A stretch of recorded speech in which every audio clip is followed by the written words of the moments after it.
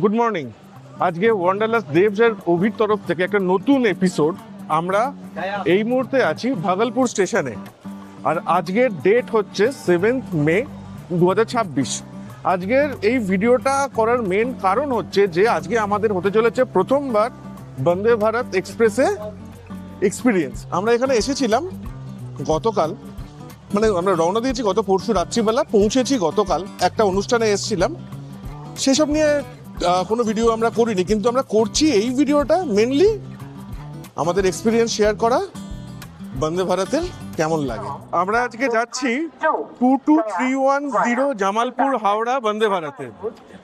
ভাগলপুর হচ্ছে এটা second stop, প্রথম স্টপ হচ্ছে জামালপুর। জামালপুর থেকে ছাড়ছে 3:30-র সময়। এখানে মানে ভাগলপুরে দাঁড়াবে 2 মিনিটের স্টপ, 4:05, আর হাওড়ায় পৌঁছাবে রাত্রি 10টা নাগাদ। ঘড়িতে দুপুর 2:36 আর আমরা পৌঁছে গেছি ভাগলপুর জাংশন স্টেশনে।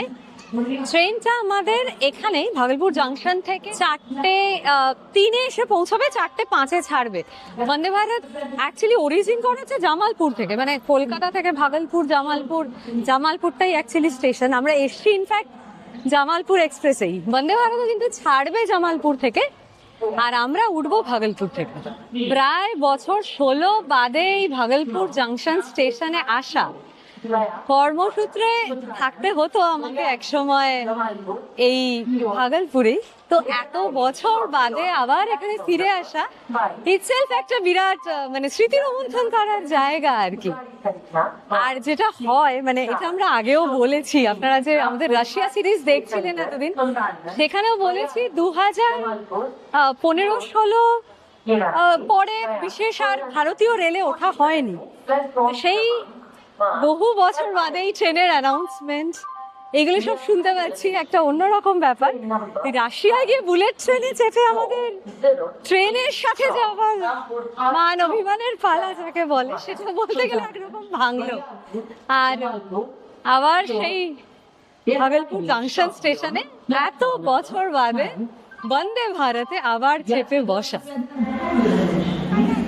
কত বছর বাদে এই ট্রেনের অ্যানাউন্সমেন্ট শুনছি, উফ দারুণ একটা অনুভূতি। কিন্তু মানে জানি না কেন, এমনকি যখন রোড ট্রিপেও যাই না, হাইওয়ের পাশ দিয়ে একটা ট্রেন ছুটে যেতে দেখলেই সেই যে অপু দুর্গার প্রথমবার ট্রেন দেখার যে দৃশ্যটা চোখে ভেসে ওঠে, সেই শিশু মনের আনন্দ, সেটা যেন এখনো এই বয়সে এসেও ফিল করি। প্ল্যাটফর্মে ঢুকলাম এই দিকটা দিয়ে, এখান দিয়ে ঢুকে ডান দিকে গেলে কিন্তু সেকেন্ড ক্লাস ওয়েটিং রুম রয়েছে। আর নতুন যেটা দেখছি এবারে, সেটা হচ্ছে এসি ওয়েটিং রুম হয়েছে, সেটা যদিও পুরুষ আর মহিলার আলাদা। এবং যেটা হয় যে সেকেন্ড ক্লাস ওয়েটিং রুমটা ফ্রি অফ কস্ট, কিন্তু এসি ওয়েটিং রুমটা per person per hour charge. এবং সেখানে খুব সুন্দর পরিষ্কার বসার মতন বেশ লাউঞ্জের মতন ব্যবস্থা আছে, এরকম লেখা রয়েছে, তাই ভাবলাম ওখানে গিয়ে বসি। সেকেন্ড ক্লাস ওয়েটিং রুমে কিন্তু এখন যে টয়লেট রয়েছে সেগুলো পেড। ভালো কথা, যদি পয়সা দিয়ে পরিষ্কার পরিচ্ছন্ন জায়গা পাওয়া যায় সেটা তো ভালোই। চলুন দেখি এসি ওয়েটিং রুমটা কিরকম। তো অভিককে আলাদা ওয়েটিং রুমে ঢুকতে হবে, আমাকে আলাদা, তাই তাহলে আচ্ছা। সামনে আমরা ঢুকতেই যাচ্ছিলাম দুজনে দুটো আলাদা ওয়েটিং রুমে, আমাদেরকে বললো একটা সামনে কমন ওয়েটিং রুমও আছে, আমরা এখন সেটার দিকেই যাচ্ছি। আছে যখন যাই, এরপরে দেখি আমাদের হাতে এখন 1 ঘন্টার ওপরেই সময় আছে, তো 1 ঘন্টা আমরা বসতেই পারবো ভেতরে।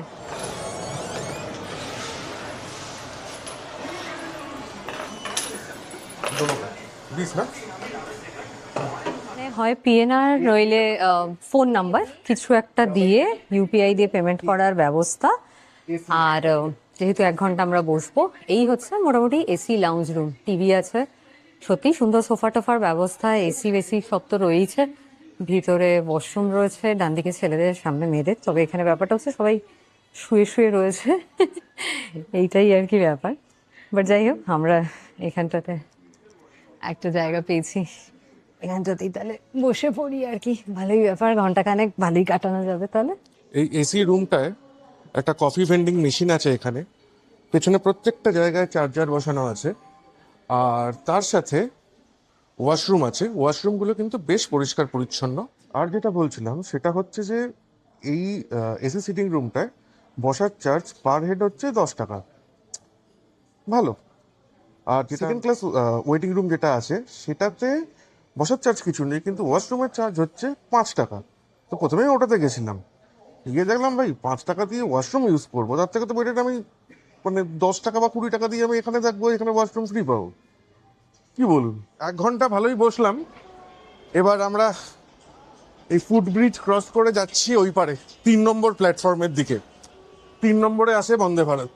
দিতে 3:50, 4:05 ছাড়বে এখান থেকে ট্রেনটা, 4:03 আসবে আর 4:05 ছাড়ার কথা।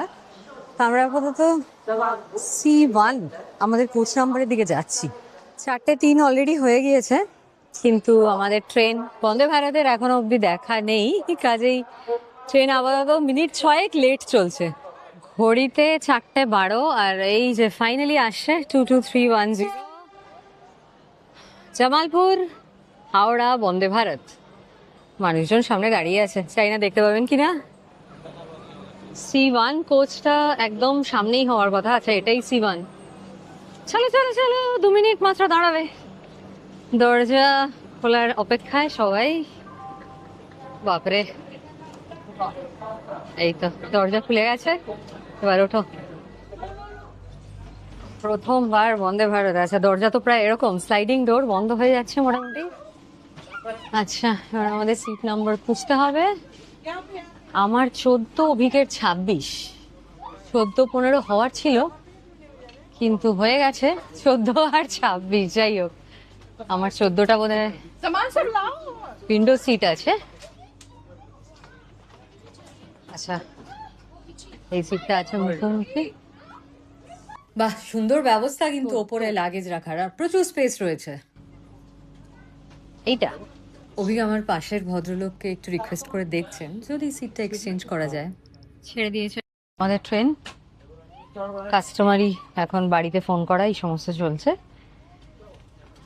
এই জাস্ট আমাদের জল দিয়ে গেল বন্দে ভারতে, প্রম সার্ভিস একদম, ওঠার সঙ্গে সঙ্গেই। হ্যাঁ, জাস্ট আমাদের ট্রেনটা ছাড়লো। এখন কিন্তু এটা মোটামুটি একটা কচ্ছপের গতিতে যাচ্ছে। সব ট্রেনই ইনিশিয়ালি এরকমই হয়।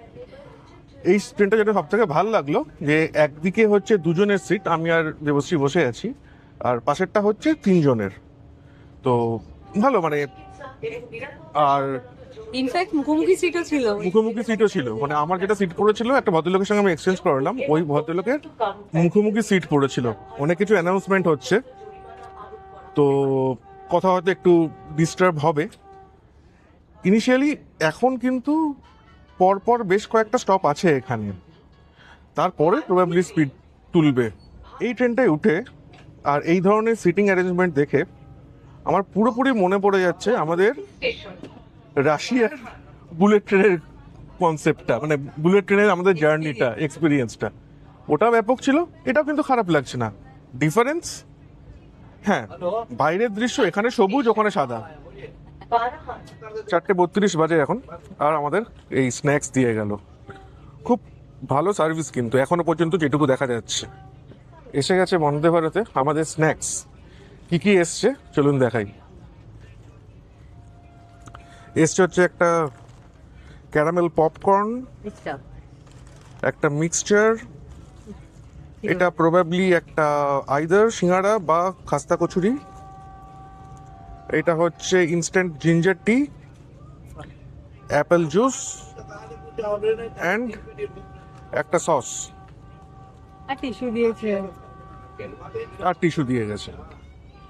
আর একটা ছোট প্রবলেম নয়, এটা কোনো আমি প্রবলেম বলি না এটাকে, আমরা নিজেরা টিকিট কাটিনি, আমার এক পরিচিত টিকিটটা কেটেছে, সে ভুল করেছে আমাদের জন্য ভেজ বুক। তো এখন যখন স্ন্যাক্স দিতে এলো আমি জিজ্ঞেস করলাম যে এটা চেঞ্জ করা যাবে কিনা, তো বললো আমরা চেষ্টা করছি, দেখি চেষ্টার ফলটা কি হয়। এটাও একটা আপডেট। হ্যাঁ, এটা একটা আপডেট। কচুরিটা কিন্তু গরম আছে একদম, মানতে হবে। খেয়ে দেখি কেমন, সস ফস দিয়েছে।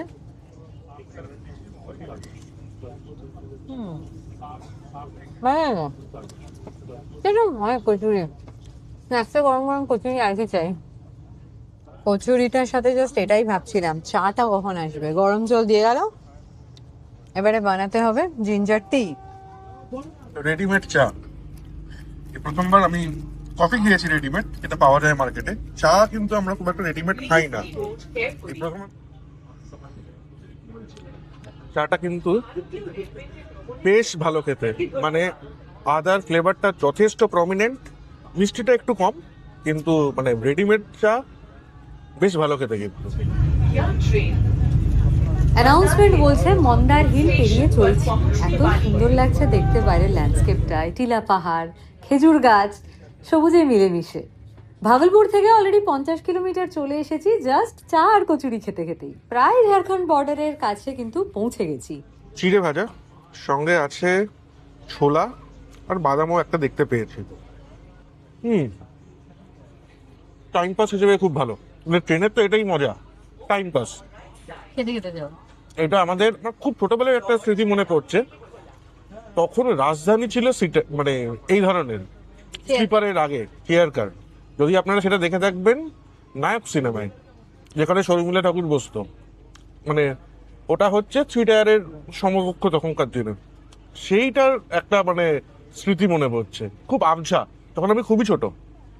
এত বড় বড় দুপাশের জানলা দিয়ে দৃশ্য দেখতে দেখতে মুখ চালানো, এখন চলছে চিড়ে ভাজা। এটাই তো মজা ট্রেন জার্নি, সত্যি যেন শৈশবে ফিরে যাওয়া। এই ট্রেনে তো মানে অ্যাজ সাচ হকার উঠছে না, কিন্তু এনারা এত কিছুই টুকিটাকি দিয়েছেন, মানে অভিকের ট্রেনে উঠলেই যে খাই খাই ব্যাপারটা বেশ ভালোই চলছে। একটা ছোট্ট ঘুম দিয়ে উঠলাম, উঠে ক্যারামেল পপকর্নটা খাচ্ছি, বেশ ভালো খেতে। বেশ ভালো খেতে। এইরকম ননস্টপ খাওয়া দাওয়া চলছে, আর এই ছোট্ট ঘুম, এর ফাঁকে মুখ চালানো, এইসব মিলিয়ে দেখো দেখতে দেখতে বাঁ দিকে কিন্তু সূর্যটা ঢলে পড়েছে আমাদের। এরপর তো অন্ধকার হয়ে গেলে বাইরের দৃশ্য আর কিছু দেখা যাবে না। হ্যাঁ, ওদিকে দেখুন সূর্যটা ডুবছে। যতটুকু দেখা যায় এখনই দু চোখ ভরে দেখে নি। বন্দে ভারতের ওয়াশরুম যথেষ্ট বড়, স্পেসটা বেশ বেশ বড়। এখানটায় বেসিনটার সাইজ দেখতেই পাচ্ছেন, যথেষ্ট বড়। একটা বড় ফুল সাইজ আয়না, সোপ ডিসপেন্সার এখানে, আর একটা ওয়েস্টার্ন টয়লেট এখানে উইথ হ্যান্ড শাওয়ার। এর সঙ্গে আরেকটা ওয়াশরুম আছে ওইদিকে, যেটা কিন্তু আমার মনে হলো এটার থেকেও বড়। ওটা এখন লক আছে, ওটা যদি খোলা পাই ওটাও দেখাবো। অভিক মোবাইল চার্জে গুঁজে দিল। সিটের নিচটাতে, দুটো সিটের মাঝখানে এখানে চার্জিং পয়েন্ট আছে। মিনওয়াইল কিন্তু বেশ এক দুবার অলরেডি ক্লিন করে দিয়ে গেল, রুম ফ্রেশনার স্প্রে করে দিয়ে গেল। আরেকটা ব্যাপার হচ্ছে, যদি কোনো দরকার পড়ে ক্লিনিং ইত্যাদি রিলেটেড, সেই জন্য এই নাম্বারটাও দেওয়া রয়েছে, এখানে কল করলে ওনাদেরকে ডাকাও যাবে। তো বন্দোবস্ত বেশ ভালোই। এখানে একটা বেশ বড় স্ক্রিনে দেখাচ্ছে ট্রেনের সোর্স আর ডেস্টিনেশন স্টেশন। 9 কিলোমিটারে আসছে পরবর্তী স্টেশন, আর সময় এখন ঘড়িতে সন্ধ্যে 7:12। এমনকি স্পিডও দেখাচ্ছে 109 কিলোমিটার পার আওয়ারে ছুটছে বন্দে ভারত এক্সপ্রেস। এটাও এমনকি বারবার আমাদের রাশিয়ার বুলেট ট্রেনের এক্সপিরিয়েন্সটাই মনে করিয়ে দিচ্ছে। বেশ শান্ত পরিবেশ ভেতরে, প্রত্যেকটা স্টেশনেই কিন্তু লোকের ওঠানামা লেগেই আছে, এবং তারপরেও কিছু সিট ফাঁকা। ঘড়িতে বাজছে 7:20, আমরা ঢুকছি রামপুরহাট স্টেশনে। আর ছোট্ট করে তাড়াতাড়ি ঝটপট কতগুলো জিনিস দেখিয়ে দিই। এখানে বেশ সুন্দর একটা ফুড রেস্ট আছে, এখানে তো জলের বোতল রাখার জায়গা। আর আরেকটা ব্যাপারও দেখলাম, সেটা হচ্ছে এখানে কিন্তু একটা ওয়াইফাই এরও ব্যবস্থা রয়েছে। ওয়াইফাইটা অন করি, এই যে বন্দে ভারতের ইনফোটেনমেন্ট এই সমস্ত কিন্তু এখানে দেখাচ্ছে, মানে আছে ব্যবস্থা। যাই হোক, থামলো এখানে, আবার 2-3 মিনিট দাঁড়াবে, তারপর আবার চলবো। আর এই রামপুরহাট ঢোকা মানে কিন্তু আমরা এবার বিহার থেকে ঢুকে পড়লাম ওয়েস্ট বেঙ্গলেও। বেশ অনেক লোকই ওঠানামা করছে। এর পরের স্টেশন হচ্ছে বোলপুর, তারপর সোজা হাওড়া। রাত্রি 8টা, আর আমাদের ট্রেন জাস্ট ঢুকলো বোলপুর। মনে হয় কিছুটা ডিলে আছে, অল্প একটু ডিলে, তবে আর এখান থেকে 2 ঘন্টা মতো লাগবে আমাদের হাওড়া ঢুকতে। 8টা তো 10টা 2, হ্যাঁ হাওড়াতে কিন্তু 10টা 2 রাইট টাইম।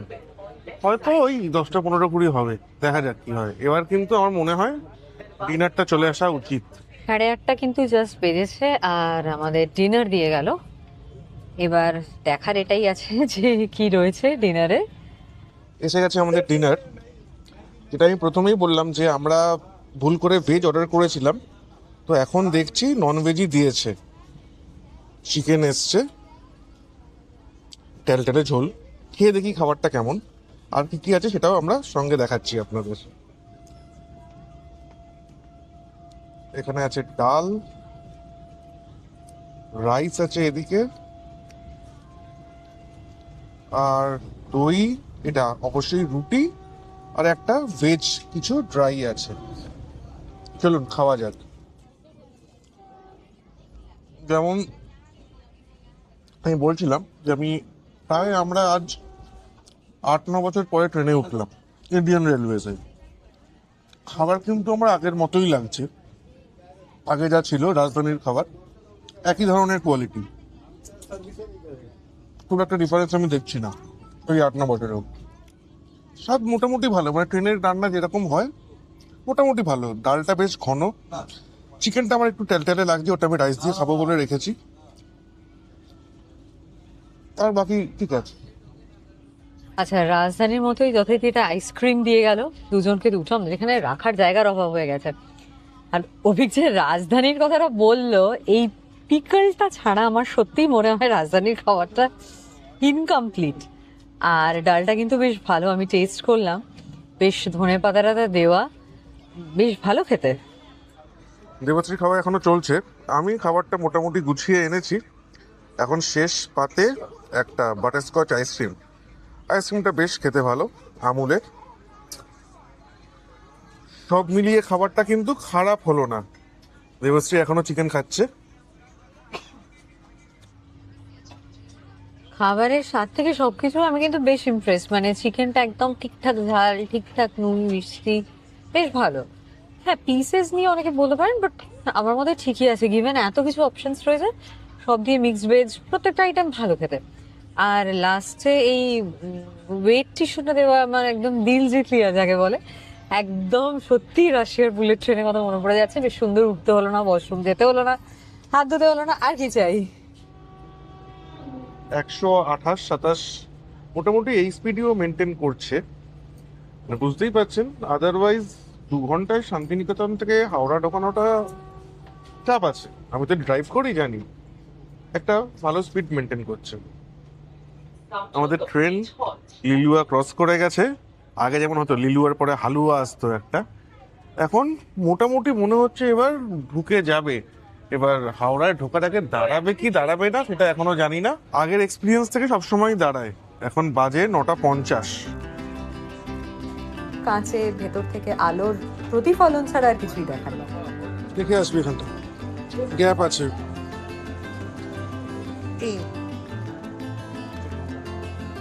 রাত্রি 10:04, একদম অন টাইম, রাতের 1 মিনিট আগেই নেমে পড়েছি হাওড়া স্টেশনে। ওই ইনিশিয়াল যে 13 মিনিটের ল্যাগটা ছিল সেটা মেকআপ করে নিয়েছে।